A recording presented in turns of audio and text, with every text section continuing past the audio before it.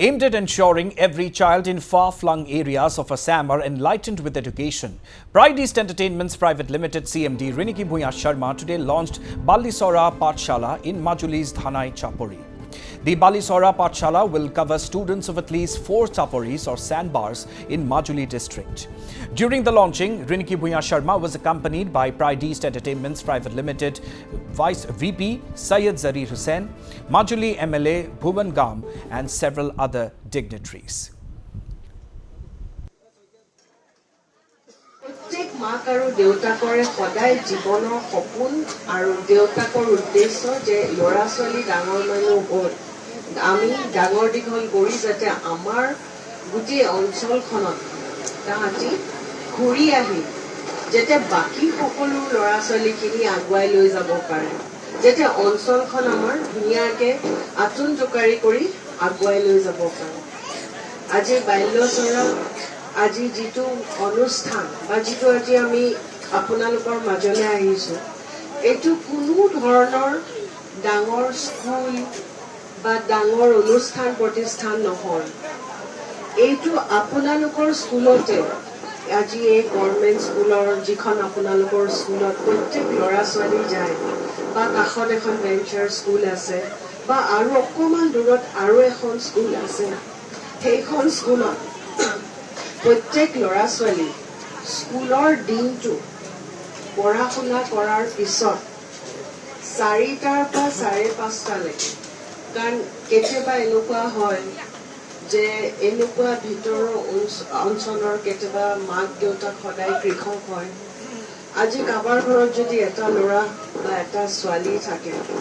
সদায় ল'ৰাটোক আগুৱাই দিয়ে কিন্তু ছোৱালীজনীয়ে থাককচোন ঘৰৰ কাম কাজ কৰি থাকক যেতিয়া আমি 2 পইচা গোটাব পাৰো তেতিয়া আমি পঢ়াম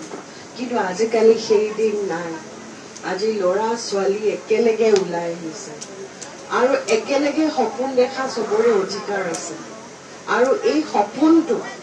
আজি আমি যিটো সাকাৰ কৰি মই কোৱা নাই যে আমি এই বাল্যচৰা দি একেবাৰে ডক্টৰ ইঞ্জিনিয়াৰ হম কিন্তু আমি ওপৰলৈকে যাব কাৰণে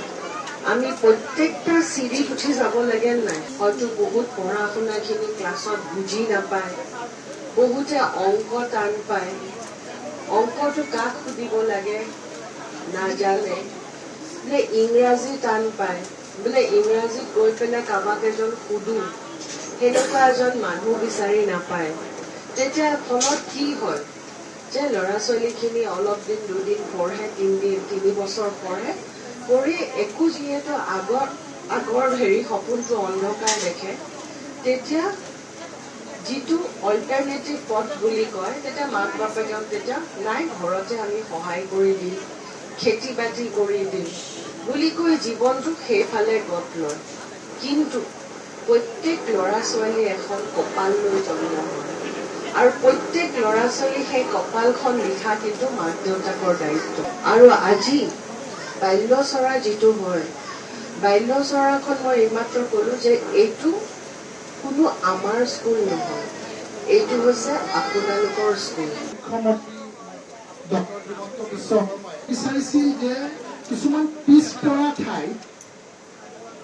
এনেকুৱা এখন বিদ্যালয়ৰ তেওঁ পৰিকল্পনা কৰিছিল যে নিয়মীয়াভাৱে যি স্কুলবিলাক চলি থাকে তাৰ উপৰিও যদি আবেলি সময়ত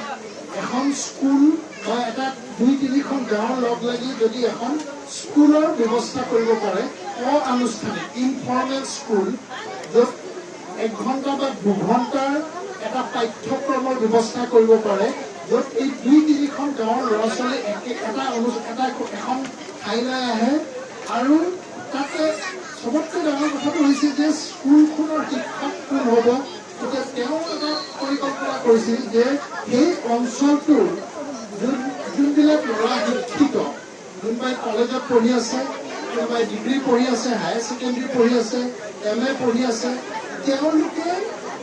এই ল'ৰা ছোৱালীখিনিক 5 পৰা 17 বছৰৰ যি ল'ৰা ছোৱালী থাকিব তেওঁলোকক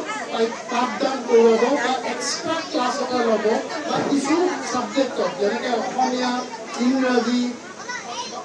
বিজ্ঞান ছায়েন্স বা অংক এনেকুৱা 3-4টা ছাবজেক্টত তেওঁলোকে এটা 1-1.5 ঘণ্টা 2 ঘণ্টাৰ এটা ক্লাছ ল'ব বা পাঠদান কৰিব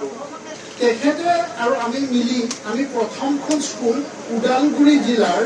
মাছবাট বুলি এটা অঞ্চল আছে মাছবাটৰ পৰা প্ৰায় 40 মিনিটমান আঁতৰত সোণাপুৰ বুলি এটা ৰিজাৰ্ভ ফৰেষ্ট তাত